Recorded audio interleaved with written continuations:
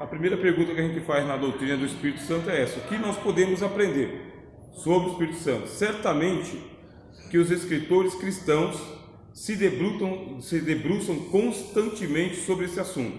E por mais que se apliquem a estudar e a ensinar sobre o Espírito Santo, ainda assim continuam nadando nas margens deste rio da vida. Se a gente já aprendeu aqui quando nós estávamos estudando a introdução à teologia, que Deus é um mistério. Se nas aulas que nós estudamos sobre Cristo, nós vimos que Cristo é um mistério, isso não é diferente do Espírito Santo.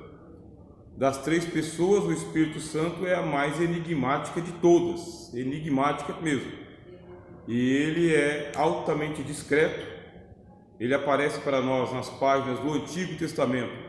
Os judeus chamam ele de Ruach, né?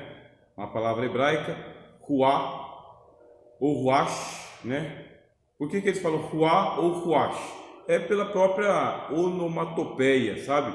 É o hálito. Você está respirando. Então, os judeus, eles têm muito disso, de usar palavras onomatopeicas, palavras que o som que você pronuncia é igual ao som que ela é produzido pela própria natureza. É igual a palavra batuque, né? Batuque, o que você lembra de batuque? Você lembra de tom, batuque, né? Você faz batuque, é uma palavra onomatopaica também. É o caso de ruá. Eu estou respirando, aí eu faço ruá e pronuncio. Os judeus usam a palavra ruá. Os gregos usam a palavra pneuma. Pneuma. O sentido é hálito, vento, sopro.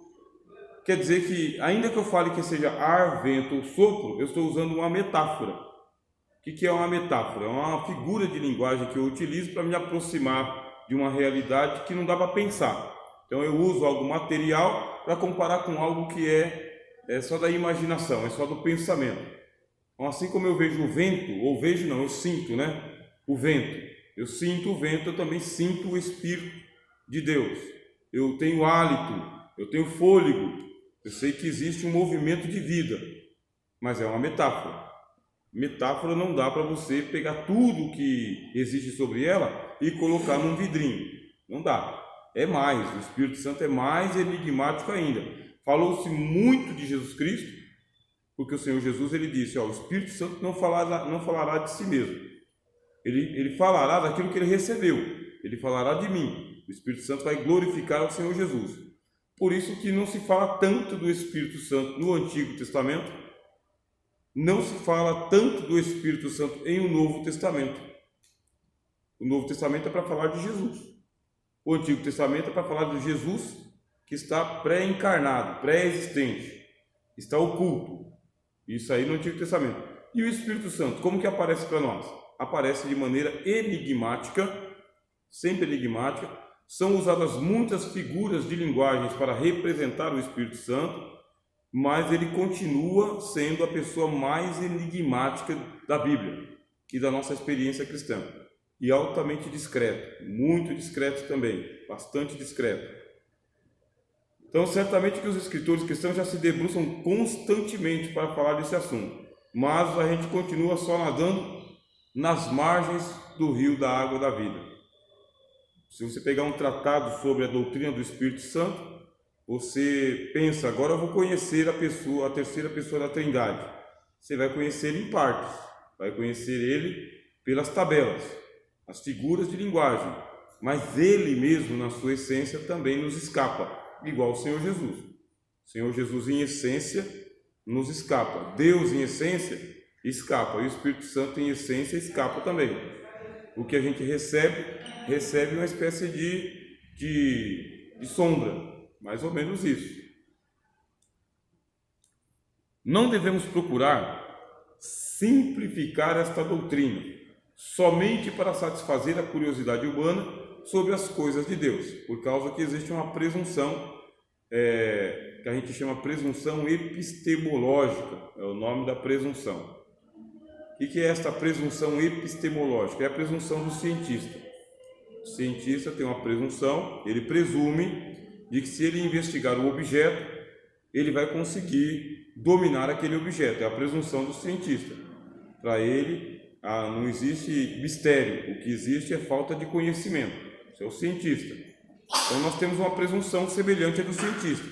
Eu não conheço, mas se eu estudar bastante, eu vou conhecer, eu vou dominar. E alguns teólogos ou alguns pastores mirabolantes ainda conseguem trazer o Espírito Santo, eles conseguem. Nós vamos trazer o Espírito Santo para a sua vida hoje, no culto de quarta-feira, não falte. Forma uma fila aqui, porque nós vamos com o nosso corredor de hiperapóstolos e impor as mãos e vamos trazer o Espírito Santo do céu. Isso é uma presunção, uma gigantesca presunção. O que nós conhecemos sobre o Espírito Santo é que ele escapa, bem? Para os irmãos terem uma ideia, os gregos, quando eles pensavam no pneuma, no espírito, a palavra espírito, o que significa a palavra espírito para nós no português? Você tem aqui a fogueira está queimando. Aí o que vai acontecendo com a fogueira? Vão saindo algumas faíscas, né? Faíscas.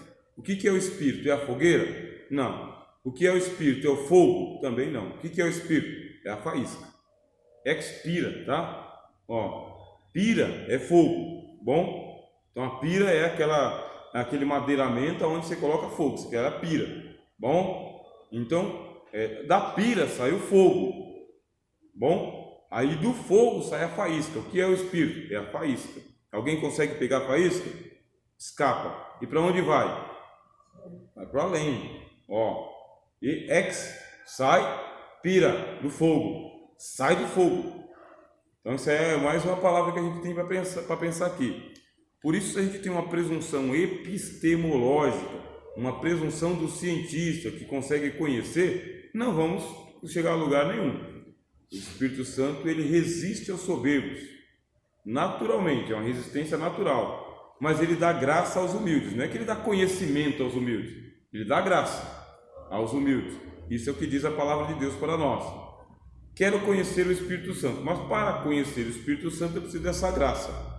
E com a graça nós conhecemos, mas conhecemos só a faísca escapando do fogo. Ninguém apreende ele. Por isso, quando eu vejo a propaganda de que hoje é a quarta-feira do Espírito Santo e ele vai descer, eu sei que é a propaganda. É a propaganda. Tanto é que o Senhor Jesus, ele, para falar do Espírito Santo, o Senhor Jesus, ele usa um vocabulário todo requintado. Então ele fala o seguinte: se vós sendo maus, sabeis dar boas coisas aos vossos filhos, quanto mais o Pai Celestial dará o Espírito Santo àqueles que lhe pedirem, ainda que seja tardio para com eles. Jesus reconhece que o Pai não dá o Espírito Santo de primeira. De primeira é na minha pregação cai toda hora, tá? Receba. E na minha pregação cai toda hora. Mas no ensino de Jesus, não. Deus dará o Espírito Santo, ainda que seja tardio para com eles.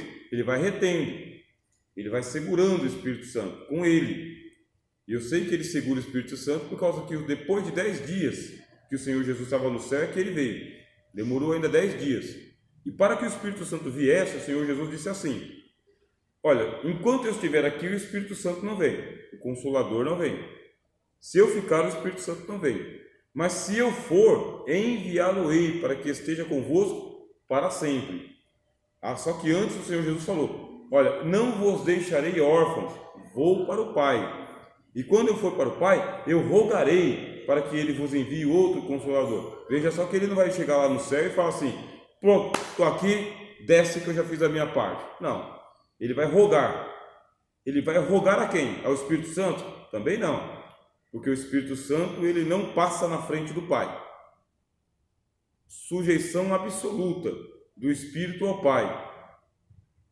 Jesus roga ao Pai para que o Pai envie o Espírito Santo. Mesmo tendo todo o poder nos céus e na terra, o Senhor Jesus tem a plenitude do Espírito Santo, ele não manda no Espírito Santo. Não manda. Ele roga ao Pai. Houve uma discussão na história da igreja. A discussão era saber se o Espírito Santo ele procede do Pai ou se ele procede do Filho, porque o Filho é Deus, o Pai é Deus. Quero saber, o Espírito Santo procede do Pai ou do Filho? Aí a igreja, com muitos estudos, disse o seguinte: procede do Pai e do Filho. Do Pai e do Filho. Ou vem do Pai por meio do Filho. É o Filho que envia o Espírito Santo ao mundo, é o Filho, só que ele roga ao Pai. Como que eu sei que é o Filho? Porque ele sopra. Recebei o Espírito Santo. É o que o Senhor Jesus faz no Evangelho de João. Sopra e diz para os discípulos receberem o Espírito Santo. Eu sei então que é Ele que nos batiza com o Espírito Santo. É Ele, o Senhor Jesus, quem toma conta desse expediente aí. Só que Ele não envia sem passar pelo Pai, se o Pai não der. O Pai tem ciúmes do Espírito Santo. Ciúmes é uma figura de linguagem, tá? Quer dizer que Deus não entrega de bandeja. Tu vai lá, receba o Espírito Santo e faz o que você quiser. O Pai retém o Espírito com Ele, só entrega o Espírito mediante o penhor. Qual penhor? De Cristo. Cristo fica no lugar. Cristo se coloca como penhor.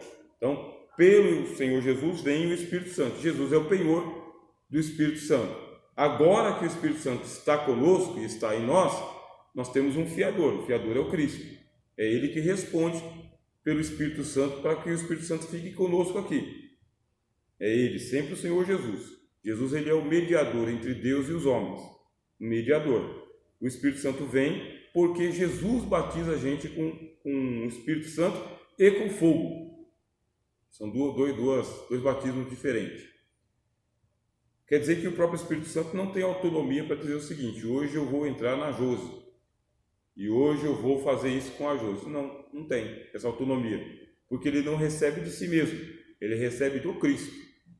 Está atrelado ao Cristo, é para glorificar a Cristo, para engrandecer a Cristo e por causa de Cristo.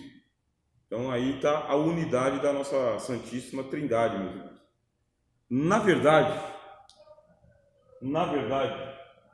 nós precisamos confessar a nossa indigência em matéria de espiritualidade e verdade. O que é o indigente? É aquele que morre e não tem identidade. Isso é indigente, tá? Nem sei. Então, a nossa indigência em matéria de espiritualidade e verdade, porque ele é Espírito e ele é o Espírito da verdade. Evangelho de João. O Espírito da verdade que o mundo não pode receber, porque não o vê e não o conhece. E a gente confessa o seguinte: nós somos indigentes nessa matéria aqui. Falar da verdade, do Espírito Santo e falar do Espírito Santo, a gente fala assim, sem saber, meio que nas cegas.